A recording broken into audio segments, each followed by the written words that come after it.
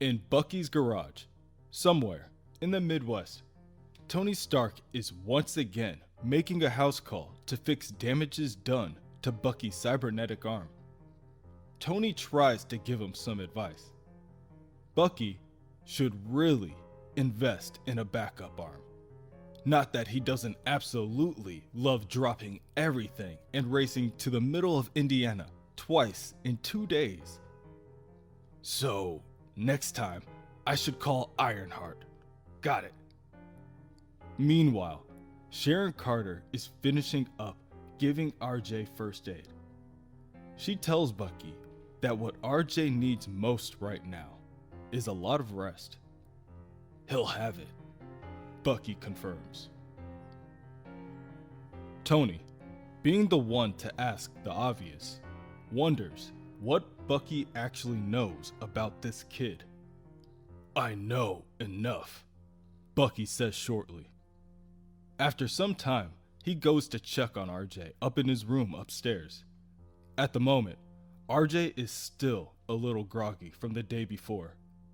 Bucky tells him that his bullet wound will be closing soon thanks to some targeted nanite repair. But he will need to stay at the house for at least a few days until he gets his strength back. And you're welcome to stay as long as you want. There are things I might be able to help you with. I know what it's like to be turned into something you're not, to have your life stolen from you. But I also know what it's like to take it back. Time goes by, and days drag on until it's 2 weeks later. RJ is in another one of his imposed therapy sessions with Dr. Leonard Sampson. Would you mind sitting up, please? The doctor asks the slouched teenager. Do I have to? We've talked about this, RJ. Thank you. What do I have to talk about today? Whatever you'd like. I'm sick of talking. What else are you sick of? When RJ doesn't respond, the doctor follows up with another question. Do you want to leave? What? Well, no one's forcing you to stay. If you have somewhere else you'd like to go, I bet Mr. Barnes would even take you there. Is that what you want? He says to call him Bucky. He certainly does, doesn't he? Are you two getting along? RJ rolls his eyes. He's just being nice so I don't kill him. Do you really think that's all this is? Do you want to kill him? I'm supposed to. There are a lot of things that people tell us we're supposed to do, but that doesn't mean we have to.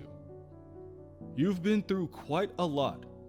It's okay to be sick of talking, but I hope you know, we do want to help you, RJ. Mr. Colt gave me somewhere to stay and introduced me to people who could help me. He also showed me files on all sorts of different people, including you, Dr. Sampson. I know you are the Hulk's doctor. In a manner of speaking, yes. You spent a lot of time trying to help him, but you couldn't. So why should I listen to anything you have to say? Later that evening, Dr. Sampson gives Bucky an update on his progress with RJ. It seems that after constantly being pulled out of toxic situations, RJ's instincts are kicking in and he is questioning everyone's motivations. At the moment, everything RJ knows has just fallen away.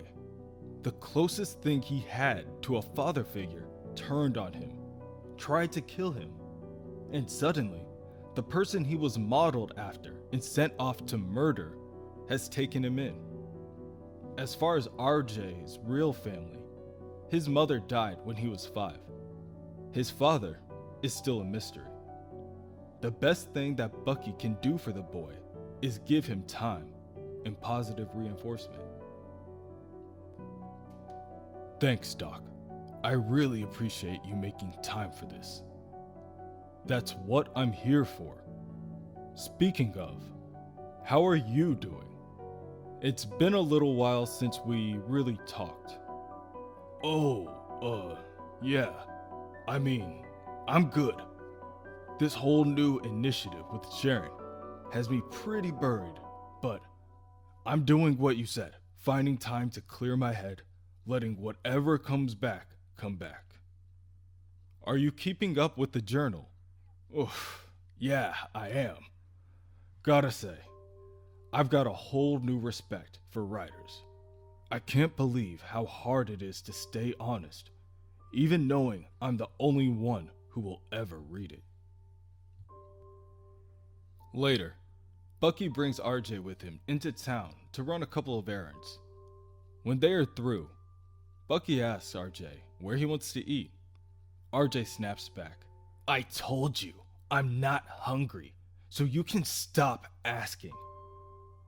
Bucky tries to reason with RJ, saying that he understands that this is a lot to get used to.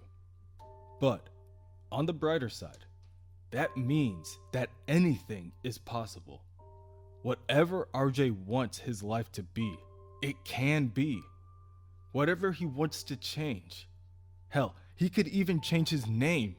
He could be Robert, Ryan, or maybe even Rick. They could drop the K and make it look hip. RJ raises an eyebrow and asks, how has no one tried to kill you yet? Bucky tells RJ that it certainly isn't for lack of trying, before submitting that everyone deserves a second chance. Bucky then gets a call from one of his clients, an ex-SHIELD agent. Well, double agent. Turned on an Eastern European gang, and then needed a clean way out of the life. Right now, he thinks he's been made, spotted in town. Bucky decides that the best course of action will be to at least stop by and check on the guy. He also offers RJ to tag along. It might be good for you to see what all this looks like, right?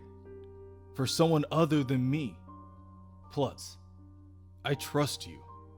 And the more I can show you that, hopefully, the more you'll start to trust me. RJ and Bucky ride through the dead of night to reach a small cabin in the forests of Michigan. The man in hiding, Seth, continues to chug down his 5th beer. He tells Bucky, but when I doubled back, the car was still there. And however unlikely it might be, I've really got a bad feeling about it.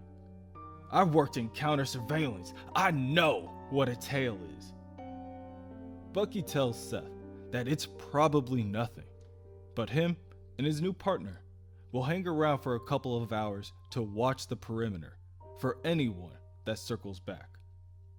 Bucky sees RJ staring, captivated by something just outside the window. What is it? He asks.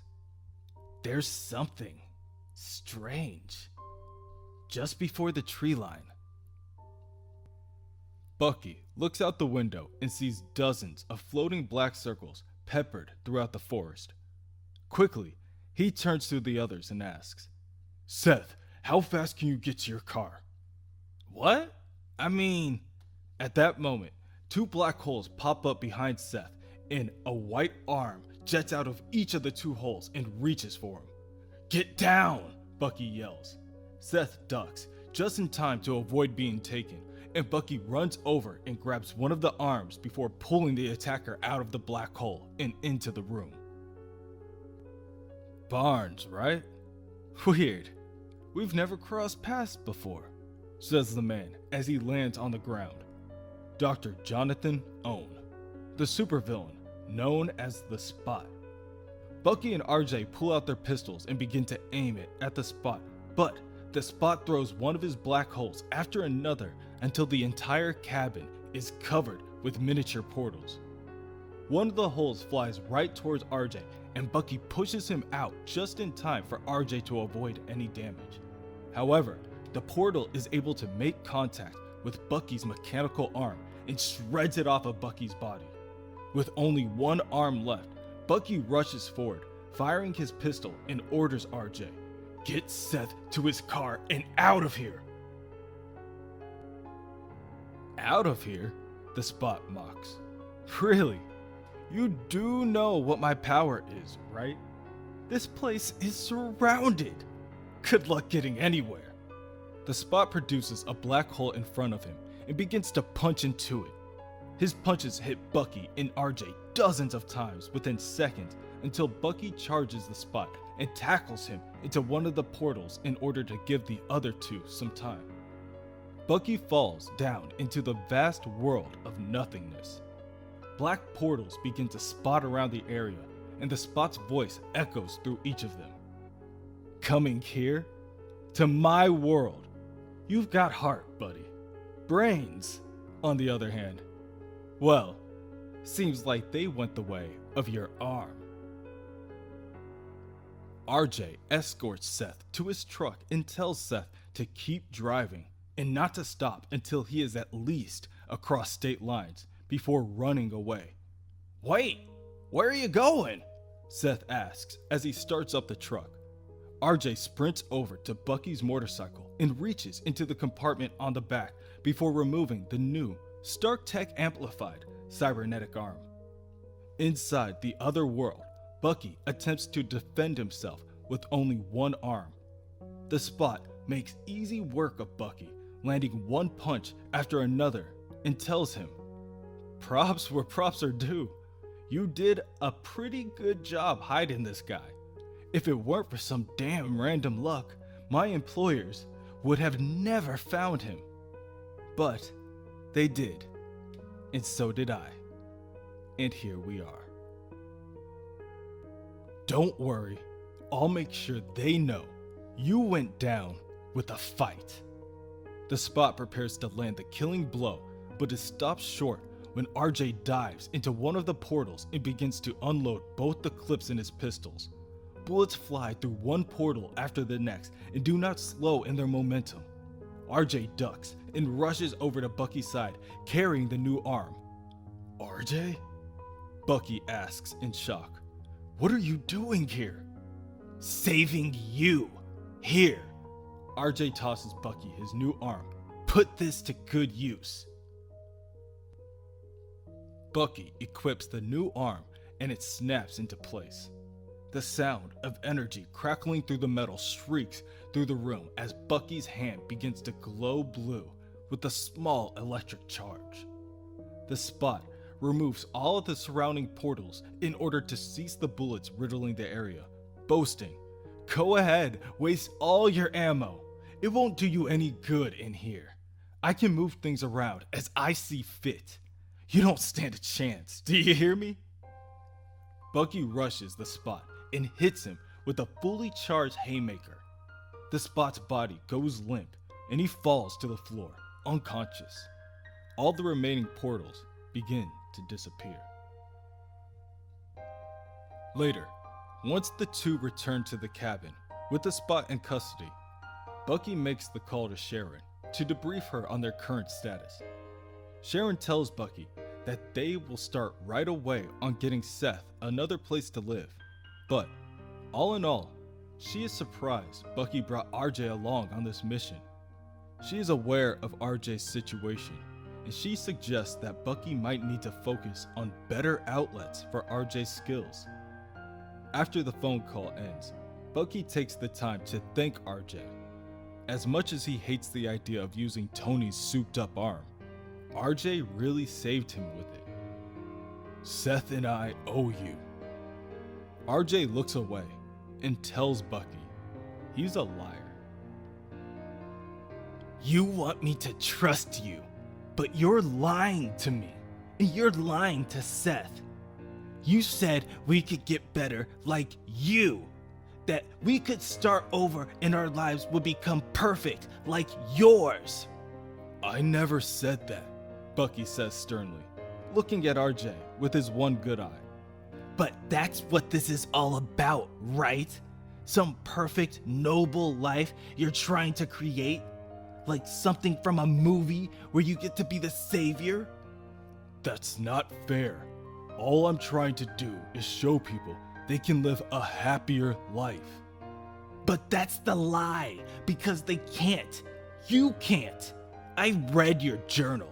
I know about the dreams you have. I know you're still angry. I know you haven't gotten over what happened to you, the things you did. You're telling people they can move on, that they can start over, telling us we can change, be whatever we want to be, but you can't even do it yourself. You want me to trust you? Then tell me the truth. Why are you really doing this? What do you get out of it? RJ throws his hands in the air, waiting for an answer. Bucky takes a moment before telling him, "People tell me I've redeemed myself. In some days, I think that's true.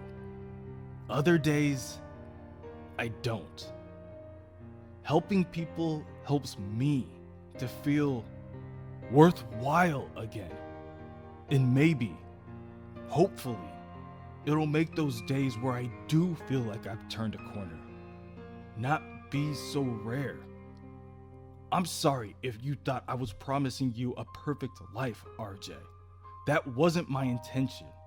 All I can promise, all that is true for me, is that every day can be slightly easier than the last, and that I'll help you any way I can, that you won't end up as far down the path as I was. You won't be alone." Tears begin to form in RJ's eyes.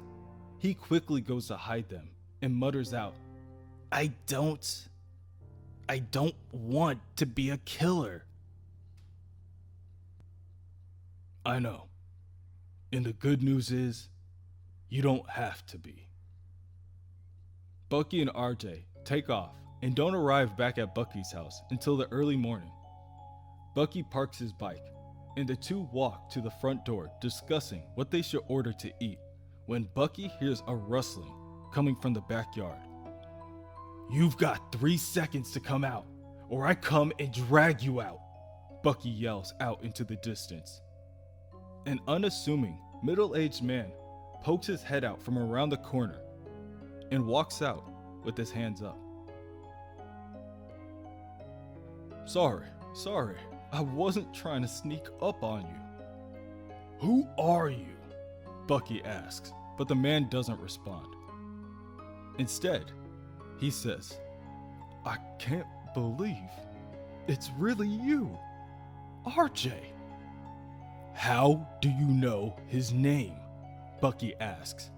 RJ looks back at Bucky and shrugs before the two turn back to the man.